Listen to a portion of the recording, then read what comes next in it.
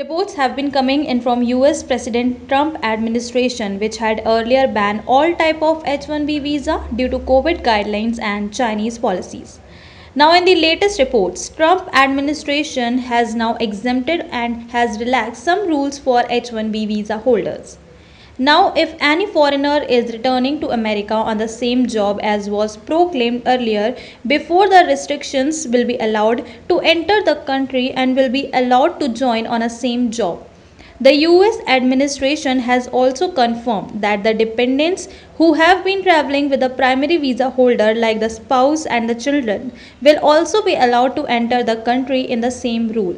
Now the H-1B visa holders who will be joining the same company with the same owner, the same place and the same station of the company will be allowed to travel the US. The US administration has also relaxed the rules for the people who are working in the health departments and COVID fighters to travel in the country easily. These travel restrictions will also be exempted on the people who are working for the IT industries, which will help back the US economy to get back on the track. US government officials who are working day and night for the country to bring back its more laurels which is lost due to COVID. This step has been taken to facilitate the US economy to return back to its normal course.